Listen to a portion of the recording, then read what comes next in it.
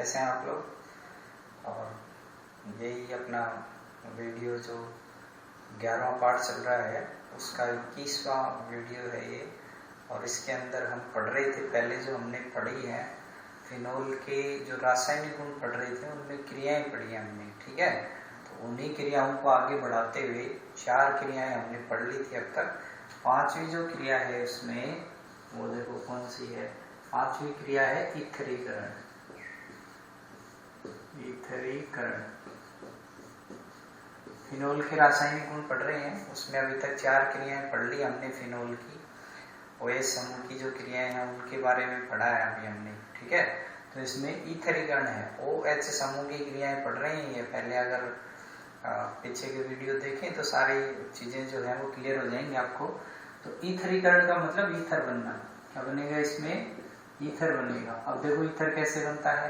तो इसके लिए क्या करना है, जो फिनोल होता है, ये फिनोल लिया आपने, ठीक है।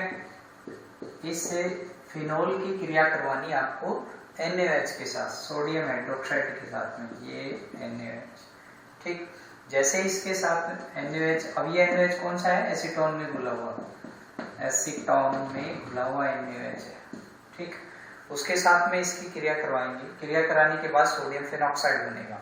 क्या बनेगा?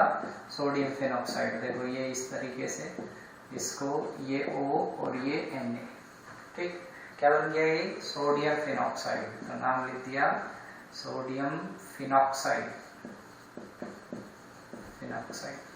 ठीक है। अब इस सोडियम फेनॉक्साइड की आगे आपको क्रिया करवानी है एल्किल हैलाइड के साथ में। जो आप ईथर बना रहे हैं वो एल्किल समूह आप इसमें ले लेंगे। तो यहाँ पे ये एल्किल हैलाइड ले लिया मैंने, एल्किल क्लोराइड RCl, ठीक है। या तो आप CS3Cl ले सकते हैं या C2H5Cl ले सकते हैं, जो भी इसमें हो।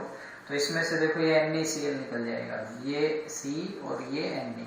तो क्या बनेगा इसमें? ये बनेगा ईथर आपका, इस तरीके से O और ये CH3, ठीक। प्लस दूसरा क्या बनेगा? NaCl, दूसरा NaCl। ये हो गया आपका ईथर। क्या बन गया? ईथर। अब अच्छा नाम क्या है इसका? तो नाम अगर देखें तो देखो ये OC, ये है OCH3, इसको मेथॉक्सी समूह बोलते हैं। क्या बोलते हैं? मेथॉक्सी। तो पीछे क्या जुड़ा है इसके? बेंजीन। तो मेथॉक्सी बेंजीन। क्या नाम हो जाएगा इसका? मेथॉक्सी बेंजीन, ये इसका नामकरण हो जाएगा, ठीक है।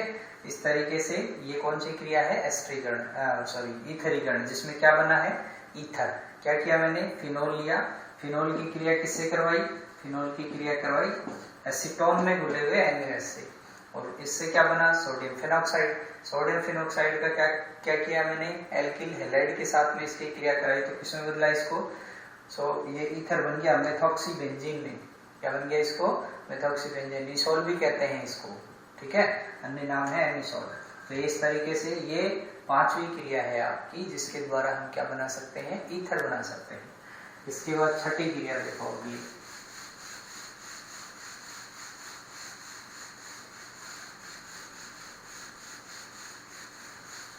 अगली जो क्रिया है वो है एस्टरीकरण। एस्टरीकरण अगली क्रिया कौन सी है? एस्टरीकरण। नाम से पता लग रहा है एस्टरीकरण का मतलब एस्टर बनना। तो इसमें क्या बनेगा? एस्टर।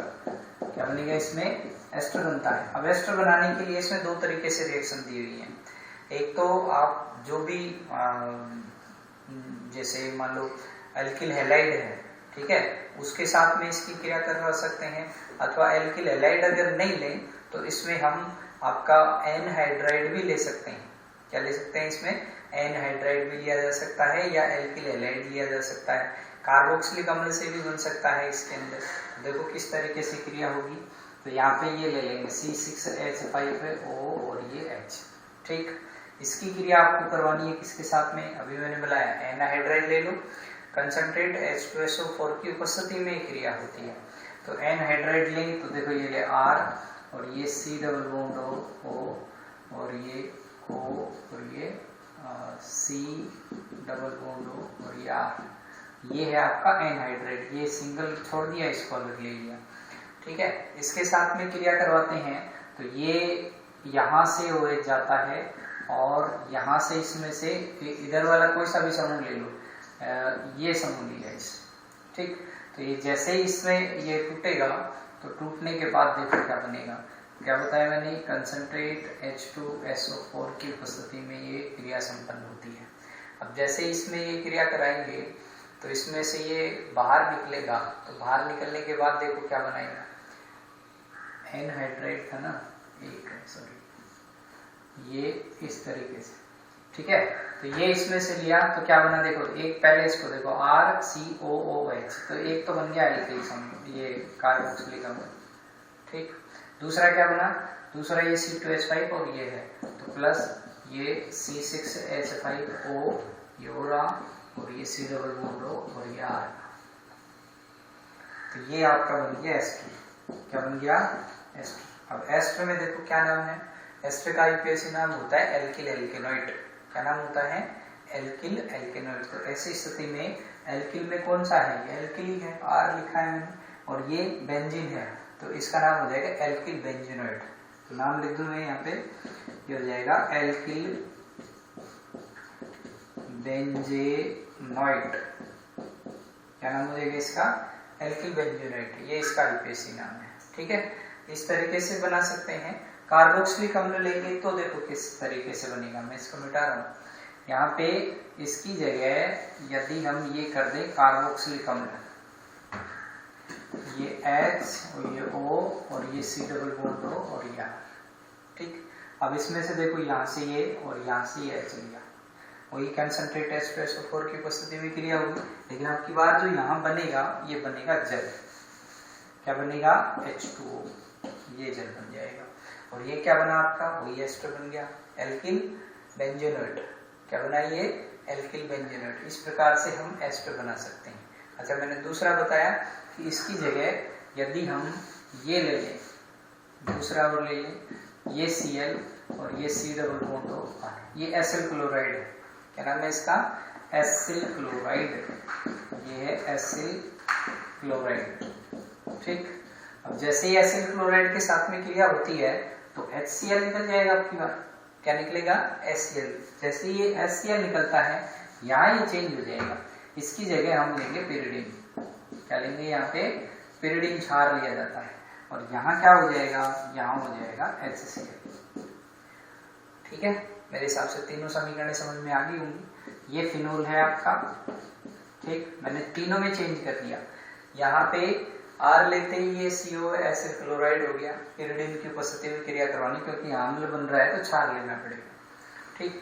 और दूसरी मैंने एनहाइड्राइड के साथ में क्रिया करवा के बताई आपको, और एक किसके साथ में, एक कार्बोक्सिलिक अम्ल के साथ में क्रिया करके वो बताई। तो इस तरीके से तीन प्रकार से हम क्या बना सकते हैं, एस्टर बना सकते हैं। बनेगा कौन सा, एल्किल बेंजीनॉइड। अब यहाँ पे यदि CH3, अब सपोज करो आप यहाँ ये CH3 लेते हैं, ये हो गया आपका CH3, तो यहाँ भी क्या आ जाएगा, CH3 आ जाएगा, ये CH3। अब देखो नाम क्या होगा, अब नाम क्या हो जाएगा इसका, देखो ये C, 2 कार्बन हो गए, एथिल बेंजीनॉइड। क्या नाम हो जाएगा इसका, एथिल बेंजीनॉइड। क्लियर। इस तरीके से ये क्या है, एस्टरीकरण की अभिक्रिया है, ठीक है।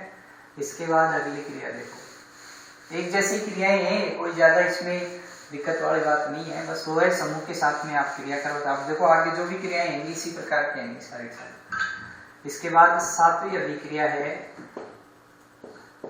बेंजोइलीकरण। क्या नाम होगा इसका, क्या उनकी क्रिया है, बेंजोइलीकरण। तो ये बेंजोइलीकरण है, तो इससे बेंजोइट बनता है। क्या बनता है, बेंजोइट।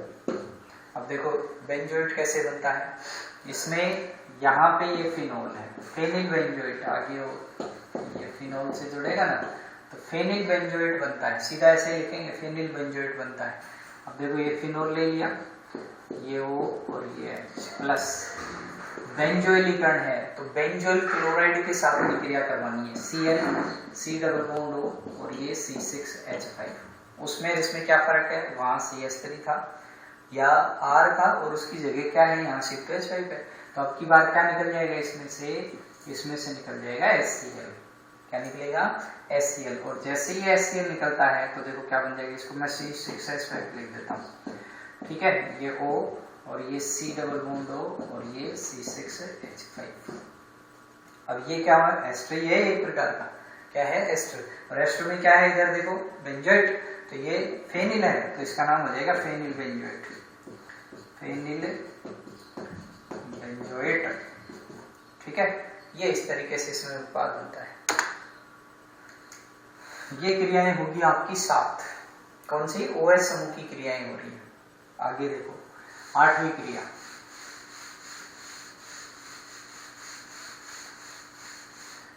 आठवीं क्रिया है इसका ऑक्सीकरण। ऑक्सीकरण कौन सी क्रिया है, ऑक्सीकरण। अब देखो ऑक्सीकरण क्या है, हालांकि छोटी क्रिया है, इम्पोर्टेंट भी है। कई बार अभी तो एग्जाम में आई नहीं है, लेकिन अच्छी क्रिया है, एग्जाम में आने की संभावना है इसकी।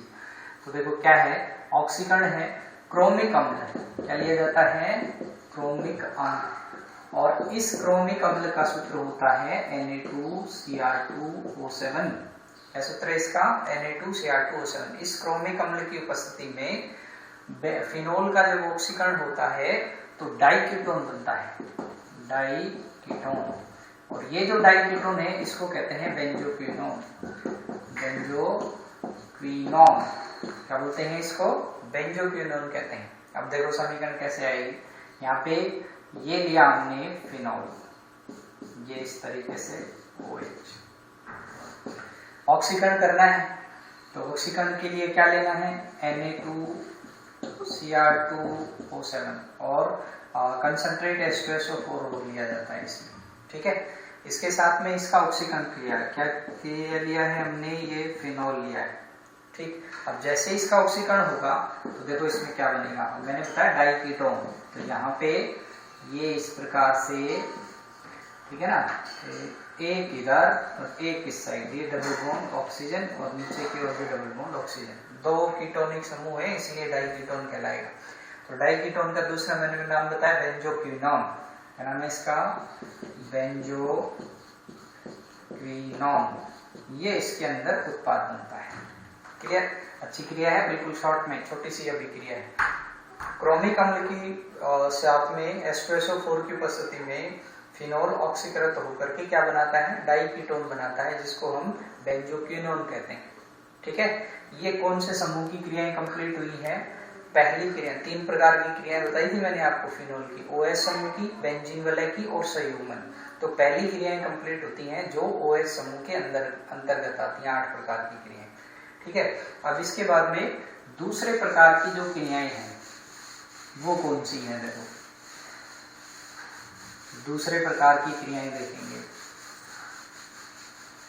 देखो दूसरे प्रकार की जो क्रियाएं हैं वो है आपकी बेंजीन वलय की क्रियाएं। तो हम लिखेंगे यहाँ बेंजीन वलय की अभिक्रियाएं। ठीक है ना। अब देखो कईयों को तो ये लग रहा होगा बहुत जल्दी समीकरण हो रही है और लिखें कैसे, तो मैंने लिखने के लिए देखो अपनी क्लास के अंदर सबको नोट्स अवेलेबल करवा रखे हैं। जितनी क्लास होती है उतने पन्ने आपको मिल जाते हैं PDF के माध्यम से। ठीक है, तो ये जितनी भी मैं समीकरण लिख रहा हूँ, लिखवाने का टाइम नहीं दे पा रहे हैं कि मैं बोलूँ फिर आप लिखें, तो जो आपको PDF के माध्यम से नोट्स मिल रहा है उसमें पहले आप उतार लें। समझने के लिए मैं आपको समझा रहा हूँ समीकरण, वही समीकरण है जो मैं यहाँ लिख रहा हूँ, वो सारे PDF में ऐसे कैसे। ठीक, तो ये उन बच्चों के लिए है जिनको PDF के माध्यम से नोट्स जो है वो नहीं अवेलेबल हो पा रहे हैं। बहुत सारे कमेंट्स आते हैं उसमें कहते हैं कि गुरुजी PDF के माध्यम से कैसे मिलेगा, तो ये WhatsApp के माध्यम से ग्रुप बना रखा है उसमें डालते हैं। ठीक है, तो देखो यहाँ पे बेंजीन वलय की क्रियाएं हैं। अब बेंजीन वलय की क्रियाएं हैं तो ये इलेक्ट्रॉन स्नेही प्रतिस्थापन अभिक्रिया दर्शाता है। कौन सी, इलेक्ट्रॉन स्नेही प्रतिस्थापन अभिक्रिया। ये प्रतिस्थापन हो लिख दिया मैंने। और प्रतिस्थापन का मतलब आप समझते हो, एक का रिप्लेस होगा, एक इलेक्ट्रॉन स्नेही दूसरे इलेक्ट्रॉन स्नेही को रिप्लेस करता है, तो उसके द्वारा जो होने वाली क्रियाएं हैं वो प्रतिस्थापन अभिक्रियाएं कहलाती हैं। और यहाँ पे 2 प्रकार से उत्पाद बनेंगे, एक तो बनेगा ऑर्थो और एक बनेगा पैरा। बेंजीन वलय के ऊपर ऑर्थो और पैरा स्थिति पर इलेक्ट्रॉन स्नेही प्रतिस्थापन अभिक्रियाएं होती हैं, जिसके कारण से 2 प्रकार के उत्पाद बनते हैं, ऑर्थो और पैरा साथ साथ बनेंगे कॉम्बिनेशन में। ठीक है, तो अब देखो कौन कौन सी ये क्रियाएं हैं, बेंजीन जो वलय की क्रियाएं दर्शाता। अब देखो OH समूह काम नहीं आएगा इसमें, केवल बेंजीन काम में आएगी। तो तो यहाँ पे पहली जो क्रिया है वो है नाइट्रीकरण। पहली कौन सी है? नाइट्रीकरण क्रिया। अब नाइट्रीकरण का मतलब होता है NO2 समूह, ये 11वीं के अंदर पढ़ाया हमने कि NO2 समूह जब बेंजीन वलय में प्रवेश करता है तो उसको नाइट्रीकरण कहते हैं। NO2 समूह का बेंजीन वलय में प्रवेश, और जब ये बेंजीन वलय में प्रवेश करता है इसी क्रिया को कहते हैं नाइट्रीकरण। क्या बोलते हैं इसको? नाइट्रीकरण। इलेक्ट्रॉन स्नेही के रूप में जाएगा। किसके रूप में जाएगा? इलेक्ट्रॉन स्नेही के रूप में। ठीक है, तो ये जो क्रिया कैसे होती है ये हमने फिनोल लिया, ये OH। अब इसकी हमें कोई जरूरत नहीं है, हमें यहाँ से शुरू होगा। ये बेंजीन वलय की है तो बेंजीन वलय ही भाग लेगी, OH नहीं भाग लेगा। इसमें क्रिया होती है HNO3 नाइट्रिक अम्ल के साथ में। ठीक है, कि नाइट्रिक अम्ल और इसी की उपस्थिति है, नाइट्रिक अम्ल की उपस्थिति में ही क्रिया होती है HNO3। ठीक है, HNO3 की उपस्थिति में HNO3 के साथ में क्रिया होती है। और ये है आपका तनु। कौन सा लिया जाता है? तनु लिया जाता है। अब जैसे इसके साथ में क्रिया होगी तो देखो किस प्रकार से, ये मैंने बताया ऑर्थो पैरा स्थिति पर NO2 समूह प्रवेश करेगा तो दो प्रकार के उत्पाद बनेंगे इसमें, ये इस तरीके से। इसको छेड़ना नहीं है, एक तो यहाँ जोड़ना है NO2 और एक यहाँ जोड़ना है NO2 प्लस, ये तो ऑर्थो उत्पाद हो गया। दूसरा पैरा वाला बना दो, तो ये पैरा वाला दिखाई दे रहा है, चलो दिख जाएगा, नहीं दिख रहा है। तो दूसरा उत्पाद में यहाँ लिख देता हूँ, नीचे तो दिख जाएगा, देखो यहाँ लिख रहा हूँ। ठीक है ना, ये इस तरीके से OH, ये OH है आपका, और ये पैरा वाली स्थिति पे जोड़ना है। ठीक है ना, दिख रहा है ना? हाँ, यहाँ पे ये ऑर्थो, ये तो पैरा नाइट्रोफिनोल है और ये ऑर्थो नाइट्रोफिनोल, ऑर्थो नाइट्रोफिनोल ये, और ये पैरा नाइट्रोफिनोल है, पैरा नाइट्रोफिनोल। इस तरीके से दो तरीके के उत्पाद बनते हैं। अब देखो इसमें इलेक्ट्रॉन स्नेही कैसे बनेगा, ये है मेन चीज। इसमें इलेक्ट्रॉन स्नेही बनने के लिए मैं इसको मिटा रहा हूँ, नाइट्रीकरण कहलाता है। बेंजीन वलय में प्रवेश करेगा तो नाइट्रीकरण कहलाती है ये क्रिया। देखो इसमें NO2 समूह जो है वो इलेक्ट्रॉन स्नेही के कैसे रूप में कार्य करता है वो आपको समझा रहा हूँ। ये आपका इस तरीके, अच्छा दोनों पहले ये देखो HNO3 और ये HNO3 दोनों जब क्रिया करते हैं, क्योंकि C की उपस्थिति में क्रिया हो रही है, तो ये क्रिया करेगा तो ये क्या बनाता है? एक तो बनाता है NO2 नाइट्रो समूह, और एक बनाता है NO3 नाइट्राइट समूह, और एक बनाता है जल। ये क्या बनता है? जल। और हमें कौन सा चाहिए? इलेक्ट्रॉन स्नेही। तो ये आपका इलेक्ट्रॉन स्नेही, ये इलेक्ट्रॉन स्नेही के रूप में इस बेंजीन वलय से जाता है। अब देखो इसमें क्या है, ये H और एक ये ऑर्थो पैरा स्थिति पे जाता है ना, तो यहाँ बंद के लिए जो इलेक्ट्रॉन है वो इधर लिए जाते हैं, तो ये माइनस, और ये कौन सा आएगा? E plus. ठीक है, तो ये प्लस हुआ, इसको ये रिप्लेस करेगा, यानी एक इलेक्ट्रॉन स्नेही दूसरे इलेक्ट्रॉन स्नेही को क्या करता है? रिप्लेस करता है। यहाँ देखो, ये मान लो ये OH है और ये H है। ठीक है, इस तरीके से बंद बना देते हैं, ये इस प्रकार से। ये अब ये बंद के इलेक्ट्रॉन इधर आए तो ये प्लस के रूप में, और देखो ये भी NO2 प्लस है, तो ये इलेक्ट्रॉन स्नेही ये इलेक्ट्रॉन स्नेही को रिप्लेस करता है। इसी तरीके से ये क्रिया होती है। तो इसमें दो प्रकार के उत्पाद बने हैं, ऑर्थो नाइट्रोफिनोल और पैरा नाइट्रोफिनोल, दोनों का कॉम्बिनेशन बनता है। अब इनको अलग कैसे करेंगे? तो अलग करने के लिए क्या है, इसका प्रभाजी आसवन किया जाता है। क्या करते हैं इनको? प्रभाजी आसवन। मैंने पहले बताया, प्रभाजी आसवन उनके लिए काम में लेते हैं जिनके क्वथनांकों में बहुत कम अंतर होता है। तो ये दोनों एक जैसे हैं तो इनके क्वथनांकों में बहुत कम अंतर है, तो दोनों को वास्तविक करते हैं। तो पहले जो है ऑर्थो, ये नीचे लिख देना आप लोग, दोनों को अलग करने के नोट लगा के, नोट्सों में लिखा है, नोट लगा करके लिखेंगे। ऑर्थो नाइट्रोफिनोल जो है, ऑर्थो नाइट्रोफिनोल ये पहले वाष्पित होता है, पहले वाष्पित होता है, वाष्पित होता है। ठीक है, और बच जाएगा क्या आपका? और पैरा वाला ऑर्थो नाइट्रोफिनोल बच जाएगा। तो इस तरीके से ये कौन सी क्रिया है? आपकी नाइट्रीकरण अभिक्रिया है, जिसमें ऑर्थो नाइट्रोफिनोल और पैरा नाइट्रोफिनोल दोनों का कॉम्बिनेशन बनता है। ठीक, इसके बाद अगली जो क्रिया है इसमें, अच्छा इसी में एक और है, वो क्या है कि सांद्र, नीचे लगा के लिखेंगे, एक का निशान लगा के, कंसंट्रेट HNO3, ये कंसंट्रेट H2SO4 की उपस्थिति में क्रिया करता है फिनोल से, तो पिक्रिक अम्ल बनता है।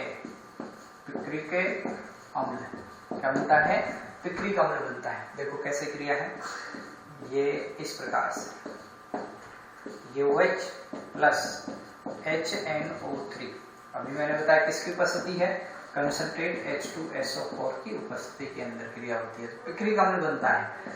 ये अलग से क्रिया है, इंपॉर्टेंट है, ध्यान रखना इसको। OH, ये NO2 और ये NO2 है, और यहाँ पे भी क्या लग जाता है, NO2। इस प्रकार से ये बीच में दिखाई नहीं देता, क्लिक मारना पड़ता है, एंटर मारना पड़ता है, तब आप मेरी फोटो सामने दिखती है ना। तो ये पिक्रिक अम्ल है। अब इस पिक्रिक अम्ल का आईपीएसी नाम क्या होता है, मैंने बोला इसका पिक्रिक अम्ल। अब इसका आईपीएसी नाम देखो, ये 1 नंबर होगा, 2 3 4 5 6, तो यहाँ लिख लो 1 2 3 4 5 6, चाहे इधर से कर लो, बात वही आएगी। 2 पे है, 4 पे है, 6 पे है, तो 2 4 6 ट्राई नाइट्रो फिनॉल, ये इसका आईपीएसी नाम है। अगर आपसे पूछे कि पिक्रिक अम्ल का आईपीएसी नाम बताइए, तो इसका पिक्रिक अम्ल का आईपीएसी नाम क्या हो जाएगा, 2 4 6 ट्राई नाइट्रोफिनॉल। ठीक है, क्रिया भी इंपॉर्टेंट है और नाम भी इंपॉर्टेंट है इसका। क्रिया अभी बताया ये कैसे होगी, आपको ध्यान रखना है। यहाँ पे ये कौन सा लिया जाएगा, कंसंट्रेट, और उसमें कौन सा था, तनु था, डाइल्यूट था, यहाँ पे कंसंट्रेट है। ठीक है, तो ये कंसंट्रेट HNO3 और कंसंट्रेट H2SO4 की उपस्थिति में ही क्रिया होती है, तब जाकर के आपको पिक्रिक अम्ल बनता है। इस क्रिया को अच्छी तरीके से तैयार करना। ठीक, इसके बाद आगे चलते हैं। अच्छा, इसमें इलेक्ट्रॉन्स नहीं कैसे बनेगा, तो वो भी लिख लेंगे नीचे। जो इलेक्ट्रॉन्स नहीं बनेगा ना, वो देखो कैसे बनेगा, HNO3 H2SO4, एक तो बनेगा NO2 प्लस, ठीक, एक बनेगा HSO4 माइनस, और एक बनेगा H3O प्लस। ये आपका इलेक्ट्रॉन्स नहीं है। कौन सा है, इलेक्ट्रॉन्स नहीं, तो ये भी नीचे लिख लेना आप लोग। ठीक है, ये HNO3 H2SO4 दोनों कंसंट्रेट हैं, और ये भी कंसंट्रेट है। तो इसी की उपस्थिति में तो एक तो नाइट्रो बनता है, एक हाइड्रोजन सल्फेट बनता है, और एक बनता है हाइड्रोनियम आयन।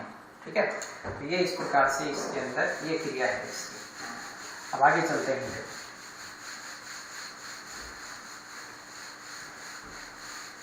अगली क्रिया है बेंजीन वलय की, वो है दूसरी क्रिया। किसकी है, बेंजीन वलय की। कौन सी क्रिया है, सल्फोनीकरण। कौन सी है, सल्फोनीकरण। सल्फोनीकरण में क्या बनेगा, ऑर्थो पैरा बेंजीन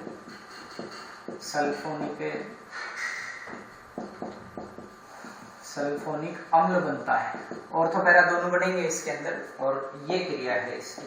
ये फिनोल ले लिया, OH, कंसंट्रेट H2SO4, और उपस्थिति भी इसी की है, H2SO4 की।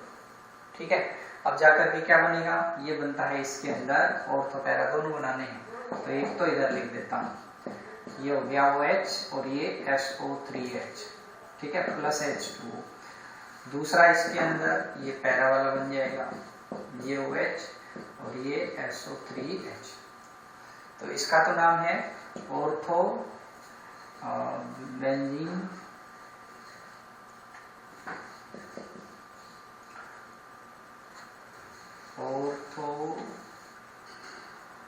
फिनोल सल्फोनिक अम्ल। ठीक है, और दूसरा पैराफिनोल सल्फोनिक अम्ल। ये दोनों इस तरीके से फिनोल सल्फोनिक अम्ल है, ये तो ऑर्थो फिनोल सल्फोनिक अम्ल, सल्फोनिक अम्ल। और ये कौन सा हो जाएगा, पैरा वाला, इसका नाम हो जाएगा पैरा फिनोल सल्फोनिक अम्ल। बेंजीन नहीं बनेगा, फिनोल बनेगा इसमें, और तो पैरा फिनोल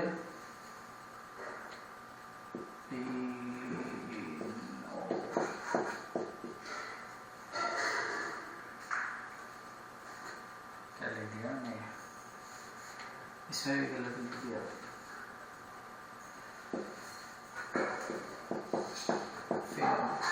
ठीक है, ये इस प्रकार से बनता है इसके अंदर। अगली जो क्रिया है इसमें, वो देखो कौन सी है,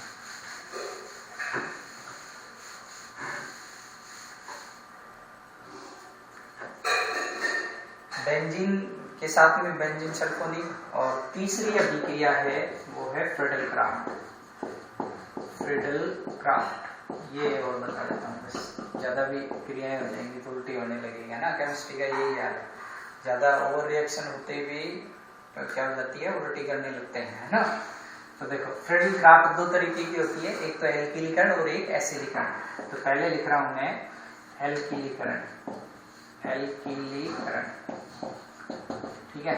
अब ये एल्किलीकरण क्या होगा, देखो फ्रीडल-क्राफ्ट सबकी जानी पहचानी क्रिया है, बहुत बार आ रही है। ये CH3 और ये Cl, ये है आपका AlCl3 की उपस्थिति में, है ना। ये AlCl3 की उपस्थिति में एक क्रिया होती है निर्जल AlCl3 की उपस्थिति में एसिल क्लोराइड के साथ में। तो इसमें देखो ये H और ये Cl, ये एक हो जाएगा पैरेलल में, नीचे आ जाएगा, तो एक में ये बन गया OH और ये CH3 प्लस। दूसरा ये पैरेलल बना दो, इधर ये OH और यहाँ ये CH3, ठीक है। तो दो तरीके से ये ऑर्थो मेथिल फिनोल और ये पैरामेथिल फिनोल बनता है, इस तरीके से दो उत्पाद बनते हैं। अच्छा, एल्किलीकरण क्यों कहा, क्योंकि बेंजीन वाले में ये CH3 समूह प्रवेश किया है, एल्किल समूह प्रवेश करता है तो उसको एल्किलीकरण कहते हैं, ठीक। और एसिलीकरण दूसरी है, इसमें एसिलीकरण केवल इतना ही फर्क है, बस यहाँ पे ये लिख देंगे एसिलीकरण। आपने पढ़ लिया ये क्रिया, इसलिए मैं इसको ज्यादा फोकस नहीं कर रहा हूँ, ठीक है। तो यहाँ पे इसकी जगह एसिल क्लोराइड लेंगे आप, ये एसिल क्लोराइड, ये C और ये CS। अब की बार कौन सा समूह प्रवेश करेगा, एसिल समूह, C डबल बॉन्ड। ये समूह बेंजीन वाले में प्रवेश करता है, इसको एसिल समूह कहते हैं। एसिल समूह प्रवेश करता है, इसलिए क्या कहलाती है, एसिलीकरण कहलाती है। क्रिया वही है, बस अब की बार ये क्या लेना है, Cl यहाँ से, और इसकी जगह क्या अलग करना है, ये करना है C डबल बॉन्ड O और ये CH3, और यहाँ भी यही करना है, ये C डबल बॉन्ड O और ये CH3। इसको कहेंगे ऑर्थो एसिटोफिनोन, इसको कहेंगे पैरा एसिटोफिनोन, नाम लिख देना, ऑर्थो एसिटोफिनोन, ठीक है। और ये पैरा एसिटोफिनोन,